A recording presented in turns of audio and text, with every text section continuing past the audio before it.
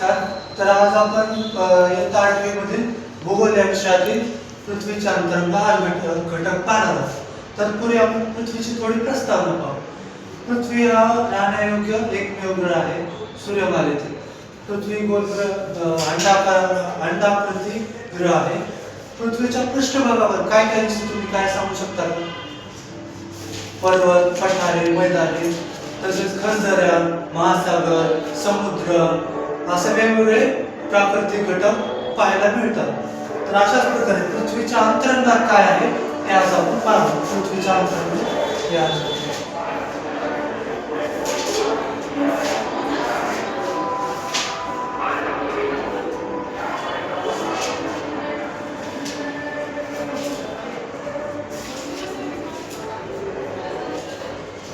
पृथ्वीचे अंतरंग. तर मला सांगा पृथ्वीच्या अंतरंगात काय असेल? आपण ऐकतो की लावा असतो, मॅग्मा, त्यालाच मॅग्मा म्हणतात. लावा ज्वालामुखीच्या रूपातून बाहेर पडतो. तर नुसता लावाच असतो का? तर नाही. पृथ्वीचे 3 प्रकार पडतात. पृथ्वीच्या अंतरंगाचे 3 भाग पडतात. पहिला भाग भूकवच,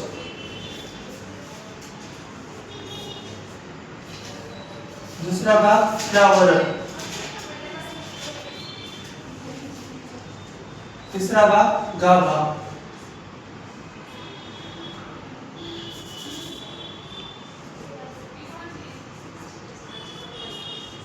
गाभा आपण आकृतीच्या माध्यमातून समजून. हे पृष्ठभाग पृथ्वीचा आपण तिरकस आकृती काढू, त्रिकोणी आकृती. आता हा वरचा जो दिसलाय हा भूकवच.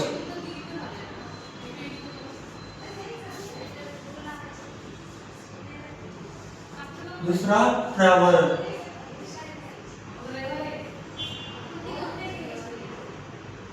आणि हा आहे शेवटचा गाभा.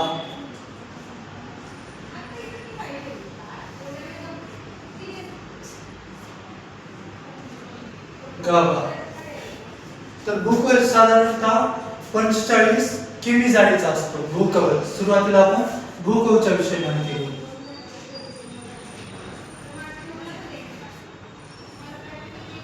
हा संपूर्ण हा इतका भूकवच दिसतोय ना, हा भूकवच साधारणतः 45 किमी जाडीचा असतो.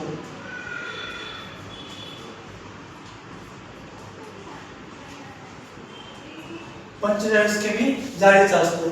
याचे 2 भाग पडतात, म्हणजे इथून 2 भाग पडतात. पण इथं काढू साधारणतः हा आपण भूकवच उचलला. हा एवढा भूकवच इथे आपण काढला. भूकवचाची जाडी साधारणतः 45 किमी. याचे 2 भाग पडतात. वरचा भाग खंडीय कवच,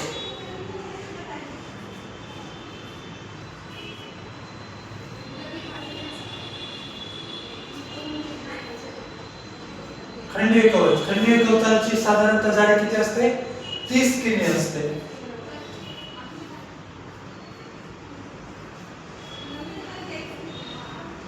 खंडीय कवचाची जाडी साधारणतः 30 किमी असते. हा कवच साधारणतः Cr आणि ॲल्युमिनियम पासून बनलेला असतो. कशापासून बनलेला असतो? Cr आणि ॲल्युमिनियम.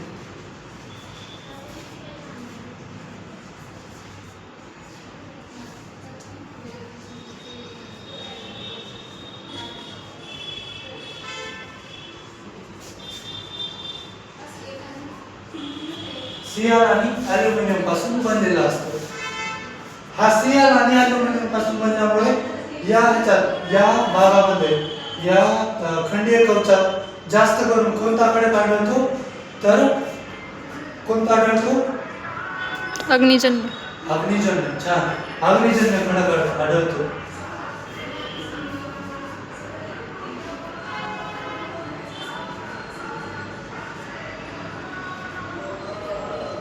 हा खंडीय कवच साधारणतः कशापासून?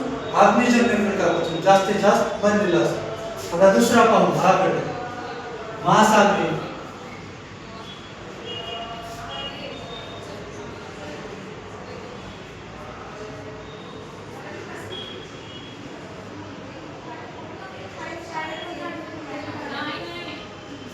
हा महासागरी कवच. आता तुम्हाला वाटत असेल हे वर आणि महासागरी कवच म्हटल्यानंतर हे खाली कसं आलं? तर साधारणतः आपण पाहतो ज्या ठिकाणी खंड आहेत म्हणजे ज्या ठिकाणी पृथ्वी गोल आहे, ज्या ठिकाणी काही ठिकाणी समुद्र आहेत, काही ठिकाणी खंड आहेत. ज्या ठिकाणी खंड आहे म्हणजे भूमीचा भाग आहे त्या ठिकाणी फक्त हा खंड म्हणजे हा खंडीय कवच आढळतो.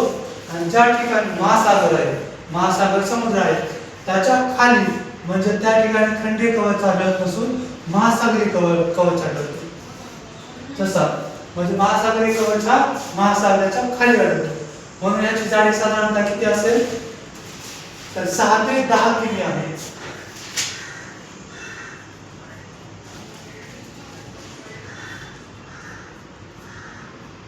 कारण पाणी कशा ठिकाणी आढळतं? खोलगट भागात आढळतं पाणी. म्हणून त्या ठिकाणी खंडीय कवच वरचा कवच असेल का? भूखंडाचा नाही. तर त्या ठिकाणी खाली म्हणजे थोडा भाग खाली गेलेला असेल म्हणून तिथे पाणी साठलेलं असेल.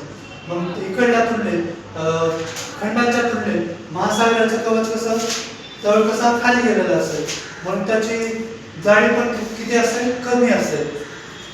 त्याची जाडी किती? 6 ते 10 किमी असेल. तो महासागरी कवच कशापासून बनलेला असेल? सियाल आणि मॅग्नेशियम.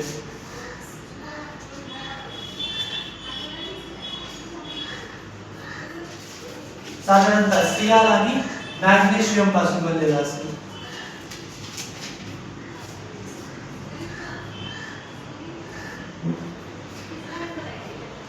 सियाल आणि मॅग्नेशियम. तर अशाच प्रकारे यात खडक कोणता आढळत असेल? मॅग्नेशियम. नाही, खडक बेसाल्ट खडक. बेसाल्ट. कोणता खडक? बेसाल्ट.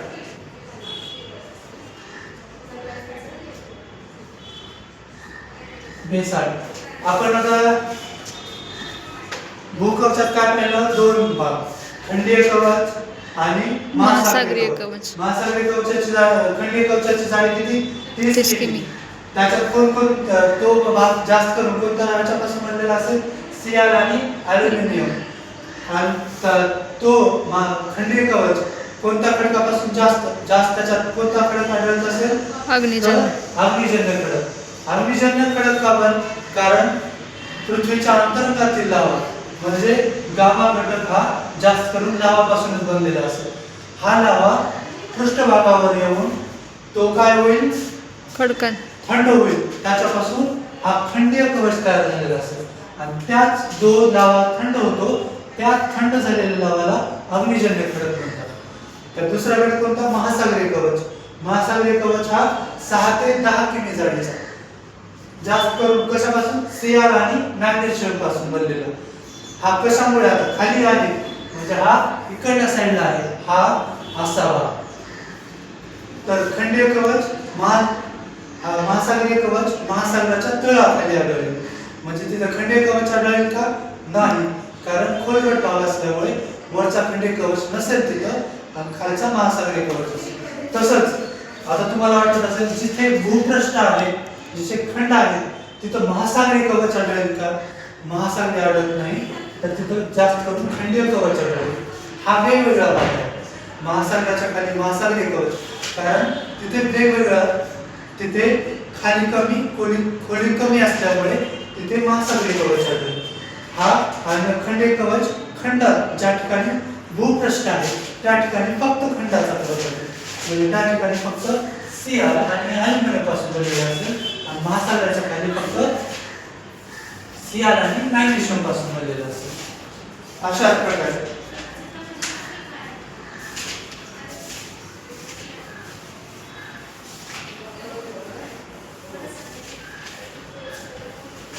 आता मला प्रश्न विचारतो, नॉर्मल बेसिक प्रश्न विचारतो.